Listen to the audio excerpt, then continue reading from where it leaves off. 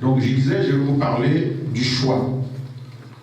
Dans la vie, on est amené à faire des choix. On peut choisir sa filière pour les études. Donc toute la vie n'est que choix. Et souvent, les gens disent que j'ai pas eu le choix. C'est faux. On a toujours le choix dans la vie. Quand on vous dit de choisir entre A et B, donc soit on choisit A, soit on choisit B. Mais quand on ne choisit pas A et B, en fait, on a fait un choix. On a fait le choix de ne pas choisir A et B. Donc, dans les deux cas, il y a toujours un choix dans la vie. Dieu créa l'homme à sa ressemblance. Cette phrase n'est pas de moi, c'est écrit dans la Bible. Dieu créa l'homme à sa ressemblance. Genèse 1, verset 26. Puis Dieu dit, faisons l'homme à notre image, selon notre ressemblance, qu'il domine sur les poissons de la mer, sur les oiseaux du ciel, sur le bétail et sur toute la terre, et sur tous les reptiles qui rampent sur la terre. Donc ici, on constate, quand Dieu dit, il dit « faisons ». Ça veut dire qu'il n'était pas seul. Dans les détails, on peut constater que c'est le verbe « faire » qui est conjugué à la première personne du pluriel au présent. Donc quand quelqu'un dit « faisons », ils sont au minimum 2, voire plus. Amen. Amen. Donc, ça veut dire que tout juste au début, il y avait Dieu, il y avait Jésus, et évidemment il y avait l'Esprit Saint. Amen. Donc, quand Dieu a dit, faisons l'homme, en fait, c'était lui, c'était Dieu, c'était Jésus et l'Esprit Saint. Donc, la fois dernière, le pasteur nous a enseigné que Dieu a créé tout sur la terre, donc on connaît, ça c'est dans la Bible. Et quand Dieu a fini de tout créer, il a vu que c'était bien. Hein? Il a même dit que j'ai vu que c'était bien. Donc tu vois, il a admiré ses œuvres. Et à la fin, il a créé l'homme, Adam et Ève. Et par la suite, il y a eu le péché. Adam est mort. Et le pasteur nous a parlé qu'en fait, il est mort spirituellement. Il vivait physiquement, mais il était mort spirituellement. Donc c'est de la même façon que quand Dieu dit « faisons l'homme à notre image », en fait, on est créé à l'image de Dieu spirituellement. Amen. Dieu, bien que Dieu soit infini et l'homme limité, parce qu'il faut quand même faire la différence, bien que Dieu soit infini et l'homme limité, l'homme est limité. Mais l'homme est quand même doté de personnalité, d'intelligence et de sens moral par rapport aux animaux. L'homme a ce qu'on appelle le raisonnement, la raison. L'homme raisonne par rapport aux animaux qui ont ce qu'on appelle l'esprit, l'instinct grégaire. Amen. C'est pour cela, quand Dieu a tout créé, donc l'homme ne dira pas que quand Dieu était en train de créer, j'étais là. Non. Dieu, il fait des choses bien faire. Il a tout créé, et quand il a créé l'homme, l'homme est venu tout trouver. Il a dit, bon, tu domines sur tout ce que j'ai créé. Donc, l'homme domine surtout sur la terre. L'homme a un esprit supérieur par rapport aux animaux. Donc, Dieu a donné tout le pouvoir à l'homme. Rien ne peut se produire sur la terre sans la permission de l'homme. Amen. Amen. Parfois, on se demande, il se passe des choses, c'est dur tout ça, les guerres, tout ça. Dieu n'a rien à voir avec ça. Dieu, il a fait des choses, il a bien fait. Il a tout créé, il a admiré ses œuvres. À la fin, il a vu que c'était pas bien, il a créé Adam, c'était pas bien, il a rajouté Ève. Donc tout était nickel. Il a dit, tu domines sur tout. Donc l'homme, Dieu a donné à l'homme le pouvoir de dominer. Après, il est parti, donc il est là. Il nous observe, il nous a donné le monde. Tout ce qui se passe, donc ça c'est s'il y a le mal qui règne dans le monde, c'est pas la faute de Dieu, que les choses soient claires. C'est la faute de nous, les hommes qui vivons sur terre. Donc, rien ne peut se produire de mal sur la terre sans la permission de l'homme. L'homme est toujours là. On verra, les guerres, c'est toujours les hommes. L'homme, en fait, c'est l'autorité légale sur la terre. Et Dieu est là, il nous observe. Il ne peut rien faire tant qu'on ne lui demande pas.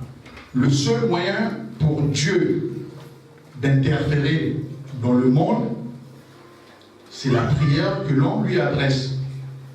Donc Dieu est là, il voit, il attend. Sans on ne demande rien, on n'obtient rien. Et même pour demander, on ne peut pas demander plus que ce que l'on vaut. Amen. C'est pas parce que Dieu a dit demander, tout ça, non. Aujourd'hui, c'est un exemple, c'est une parenthèse. Dans la vie courante, on ne peut pas aller, dans sa société, on ne peut pas demander à devenir directeur du moment où on n'a pas les diplômes qu'il faut. Donc, il faut que ça soit conditionné. Il faut que ça soit proportionnel à votre qualité de vie. On ne peut pas tout demander à Dieu et de l'autre côté, on vit dans le péché. Amen. Donc, Dieu, de la même façon qu'on ne peut que donner ce qu'on a, mais il faut demander selon la proportionnalité de la qualité de la vie qu'on mène. Amen. Amen. Dieu, en fait, je vous ai dit, on va parler du choix. Donc, Dieu, il a bien fait les choses. Lui, il nous a choisis avant tout. Donc, Dieu nous a choisis. On peut le lire dans Amos. Amos 3, verset 2. Dieu dit ceci. Je vous ai choisis, vous seuls, parmi toutes les familles de la terre. C'est pourquoi je vous châtierai par toutes vos iniquités. Amen. Amen. Donc, ici, on peut comprendre que c'est Dieu qui nous a choisis avant. Et il nous a choisis depuis le ventre de notre mère, depuis qu'on était une boule de sang. Amen. Il savait, il nous a choisis. Donc nous ne sommes pas ici par hasard. Il nous aime. Vous savez, on dit qui aime bien, châtie bien. Il ne peut pas nous voir comme ça. Non, quand on aime ses enfants, si les enfants se comportent mal, on dit, si vous voulez que vos enfants puissent réussir, soyez durs avec eux. C'est ce qu'on dit dans la vie. Soyez durs avec vos enfants pour qu'ils puissent réussir. Si vous leur donnez tout, ils vont être des faibles. Amen. Amen.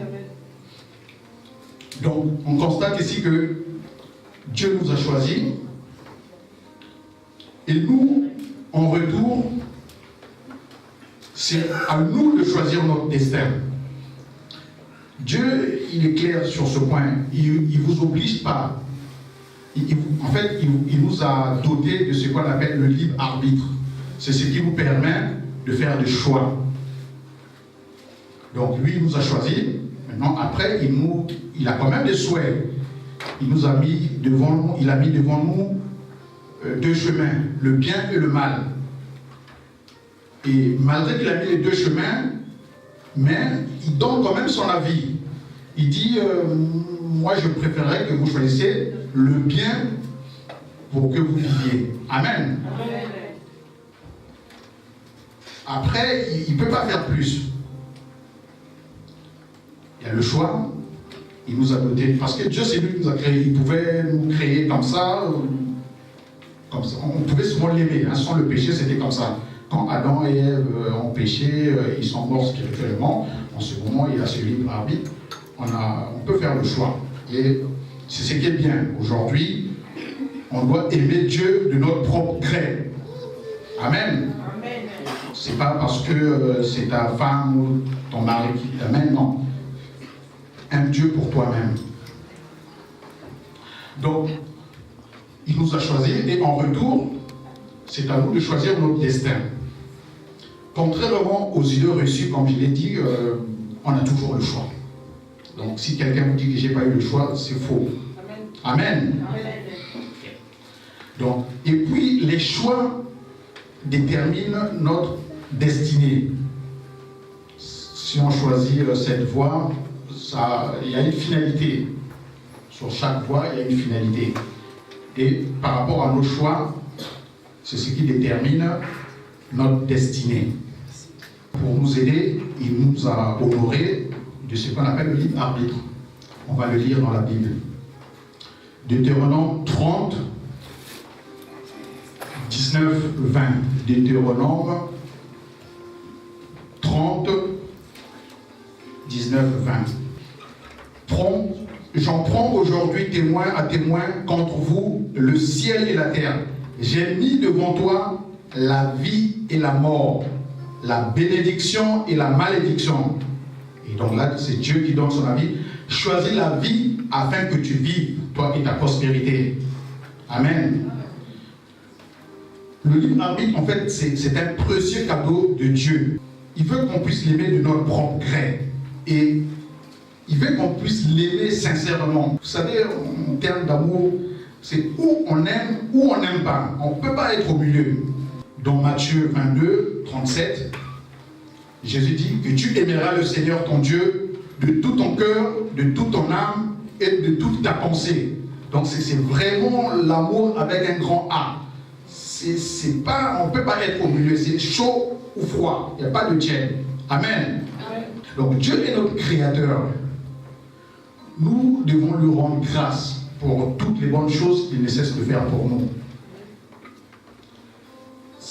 En fait, vous savez, ici même pour nous les familles, la loi ne dit pas que parce que c'est ton enfant, quand il va grandir, il va être bien, il doit t'aider. Non, la loi, ce n'est pas écrit quelque part. C'est la reconnaissance en fait. La reconnaissance, c'est pas un droit que l'on puisse exiger à une personne. C'est pas parce que tu as aidé quelqu'un et puis tu attends. Tu attends, tu dis ah ben oui, moi je l'avais aidé, moi. Non, c'est pas un droit. C'est à cette personne de penser à toi. C'est pour ça pour nous les chrétiens, c'est la loyauté. C'est-à-dire que au monde, il n'y a pas plus profond que la loyauté et l'amour. Dieu nous a créés. On a entendu dans la chanson ici qu'il a donné cadeau. Si on est là, c'est cadeau. Si on s'est réveillé, c'est cadeau. Ce ne sont que des grâces. Et nous, autant que chrétiens, on essaie d'être loyaux, de lui rendre grâce pour toutes ces bonnes choses, parce que sans lui, on ne peut rien. Amen. Et il y a un temps pour tout. C'est écrit dans Ecclésiaste 3, 8. Il y a un temps pour tout. Il y a un temps pour tout. Un temps pour aimer, un temps pour haïr, un temps pour la guerre et un temps pour la paix. Donc parfois on se pose la question, mais c'est dur, les guerres, tout ça. Non. Actuellement, Dieu autorise des personnes qui utilisent leur libre arbitre pour faire le mal. Dieu autorise, il ne peut rien faire. Mais il faut comprendre, c'est que ce n'est pas Dieu qui est à l'origine de la méchanceté que nous voyons dans le monde. Ce n'est pas Dieu qui est à l'origine. Dans le livre de Job, on avait dit ça. Donc Dieu n'a rien à voir. Non. Par contre, il autorise. C'est comme dans le livre de Job, quand le diable est venu tenter Job, il a demandé la permission à Dieu. Dieu a autorisé, mais avec des limites. Il dit tu peux faire tout, mais là tu ne fais pas. Donc parfois, quand Satan demande à Dieu, Dieu autorise par rapport à notre vie. Mais Dieu autorise parce que parfois on ne mène pas une bonne vie. Amen. Dieu ne peut pas créer un monde spécial pour les méchants. Non. Parce qu'au moment on est des gentils, des chrétiens, et puis non. On est obligé de vivre dans un même monde. Donc Dieu ne peut pas créer un monde spécial pour les méchants. Dieu a fait de telle sorte que les bonnes personnes et les mauvaises personnes puissent cohabiter dans un seul monde. Que les bonnes personnes puissent continuer à faire du bien et que les mauvaises personnes aussi puissent continuer à faire du mal parce qu'ils sont équipés du libre arbitre. Mais il y a une chose, à la fin, il rendra justice. Ce n'est pas à nous de juger. Amen. Amen. On doit faire la différence. Il y a une grande différence entre permettre que quelque chose arrive et le provoquer. Dieu le permet, mais au départ, c'est nous qui l'avons provoqué. Amen. Dieu, en fait, déteste voir les gens souffrir. Il se soucie de nous. Dieu, dans la Bible, dans le livre de 1 Pierre. 1 Pierre 5, 7. Et déchargez-vous sur lui, sur tous vos soucis, car lui-même prend soin de nous. Donc il se soucie de nous, il nous dit, si vous avez des problèmes, déchargez-vous sur moi. Tu vois. Donc il prend tout ça. Donc il faut qu'on soit clair, Dieu ne nous tente pas. On est tenté par soi-même. Dieu n'a pas le temps de vous tenter. On a le libre arbitre, on fait des choix. Donc, quand quelqu'un fait un mauvais choix, il ne faut pas dire Dieu m'a tenté. Non, Dieu n'a rien à voir sur ça. Hein? Amen. Amen. Jacques 1, 13, 14. Jacques 1, 13, 14. Que personne, lorsqu'il est tenté, ne dise c'est Dieu qui me tente. Car Dieu ne peut être tenté par le mal. Amen. Amen. Et il ne tente lui-même personne. Amen. Donc, on est tenté par nous-mêmes. Mais chacun de nous est tenté quand il est attiré et amorcé par sa propre convoitise. Donc, d'une manière générale, Dieu a un plan pour le monde qu'il a créé lui-même. Donc ça, c'est d'une manière générale. Mais d'une manière particulière, Dieu a un plan pour chacun de nous. Amen. C'est ça. C'est ce qu'on appelle le dessein de Dieu. Mais ce dessein est conditionné. Il y a des conditions. Dieu ne donne rien sans condition. Et nous connaissons ces conditions.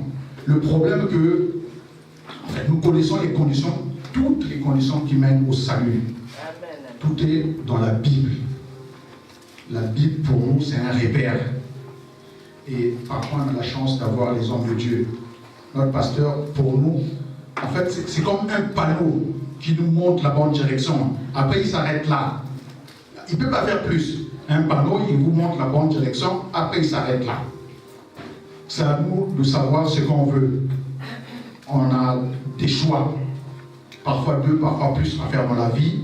Comme je vous ai dit, quand tu as un choix A et B, tu choisis A ou tu choisis B. Mais quand tu ne choisis pas A, tu ne choisis pas B, en fait, tu as fait le choix de ne pas choisir A et B. Amen. On fait toujours un choix. Amen. Amen. Donc, frères et sœurs bien-aimés, discernons l'essentiel. Opposons-nous au diable. Fuyons le péché. Le pasteur l'avait dit. Fuyons, non, en fait, on doit courir. Fuyons le péché. Rejetons toutes les pratiques qui déplaisent à Dieu. Aimons-nous les uns les autres. Vous savez, on ne peut pas aimer, on dit, on ne peut pas aimer Dieu qu'on ne voit pas et ne pas aimer le frère à côté ou la soeur à côté. C'est pas bien. Faisons le bien autour de nous. Le bien, en fait, faire le bien, c'est une manière de combattre le mal. Amen. Amen. Aujourd'hui, s'il y a des choses dans le monde, les guerres, c'est parce que les gens, le bien, ne veulent pas faire le bien. Si tout le monde faisait le bien, on devait être dans un monde meilleur. Donc, faire le bien, en fait, d'un côté, tu fais le bien, mais de l'autre côté, tu combats le mal. Amen. Amen. Amen. Jacques 4, 11. Donc, c'est lui donc qui sait faire le bien et qui ne le fait pas comme un péché. Que notre attitude soit identique à celle de Jésus-Christ, parce qu'on le suit, c'est notre exemple. On est des soldats de Jésus-Christ. Donc, c'est vraiment notre exemple. On doit le suivre. Donc, pour le suivre, déjà, il faut que notre attitude soit comme était son attitude. Grandissons dans la grâce et la connaissance de Dieu. Soyons riches en belles œuvres. Amen. Amen.